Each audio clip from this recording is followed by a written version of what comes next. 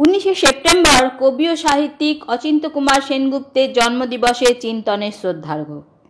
কল্লোল ও কল্লোল যুগের অবতারণা না করলে অচিন্ত্য কুমার সেনগুপ্তকে যথার্থ শ্রদ্ধা জানানো এক প্রকার অসম্ভব।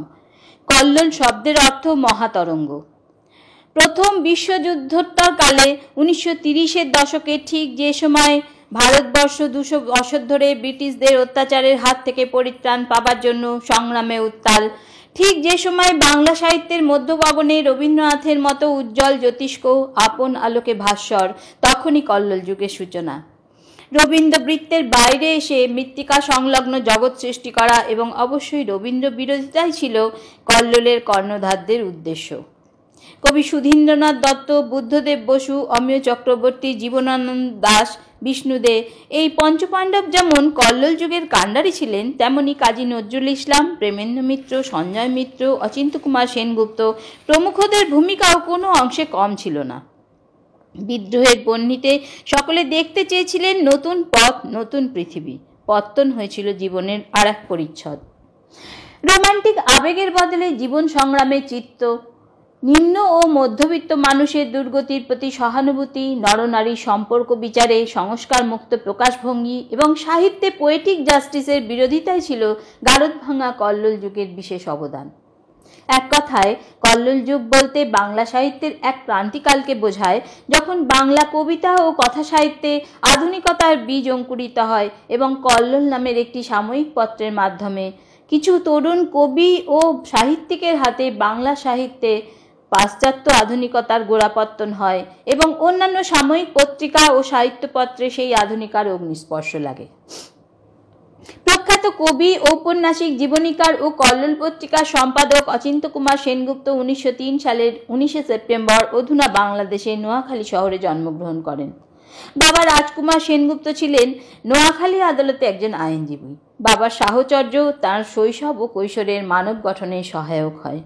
1916 খ্রিস্টাব্দে বাবার মৃত্যুর পর তিনি কলকাতায় দাদা জিতেন্দ্রনাথ সেনগুপ্তের কাছে চলে আসেন এবং কলকাতার সাউথ সাবারবান স্কুলে ভর্তি হন। 1920 সালে ম্যাট্রিক পাশ করেন।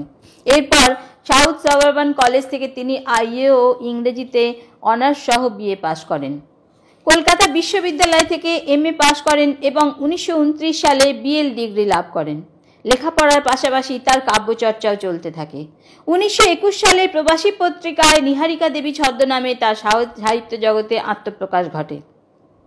1931 সালে অস্থায়ী মুন্সেফ হিসেবে কর্মজীবন শুরু করে পর্যায়ক্রমে ল কমিশনের স্পেশাল অফিসার পদে উন্নীত হয়ে 1960 সালে অবসর গ্রহণ করেন। বিচার বিভাগে চাকরির সুবাদে তিনি নানা স্থানে ঘুরে বিভিন্ন শ্রেণীর মানুষের সংস্পর্শে আসেন, আর এই সূত্রেই তাঁর নিকটস্থ পরিজনদের নানাবিধ দিক তার কাহিনীতে উঠে এসেছে সুনিপুণভাবে। শরৎচন্দ্র, রবীন্দ্রনাথের পরে কল্লোল যুগের যেসব লেখক সাহিত্য জগতে আলোড়ন সৃষ্টি করেন তাদের মধ্যে অন্যতম অচিন্ত্য কুমার সেনগুপ্ত। 1928 সালে তাঁর প্রথম উপন্যাস বেদে প্রকাশিত হয়। এরপর তাঁর লেখনী এগিয়ে চলে। একে একে প্রকাশিত হয় কাকজ্যোৎস্না, বিবাহের চেয়ে বড়, প্রাচীর ও প্রান্তর, প্রথম কদমফুল।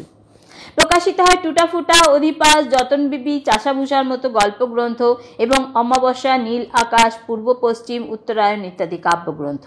সৃষ্টি করেন ডাকাতের হাতে ঘোর প্যাচ, দুই ভাইয়ের মতো শিশু সাহিত্য। হেলেন কেলার কিংবা নুট হ্যামসুনের লেখা বাংলা ভাষায় প্রাণ পায় তাঁরই কৃত অনুবাদের হাত ধরে।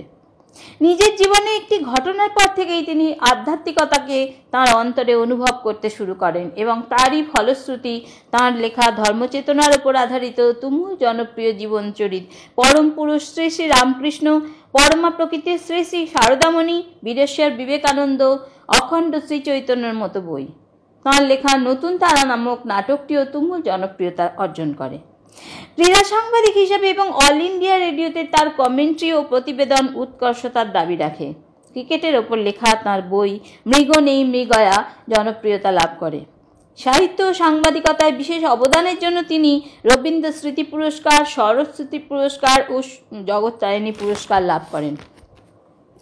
অচিন্ত্য কুমার সেনগুপ্তের গল্প সংখ্যা প্রায় 70।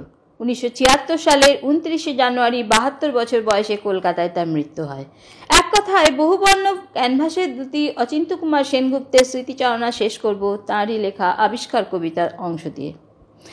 এ মোর অত্যুক্তি নয়, এ মোর যথার্থ অহংকার।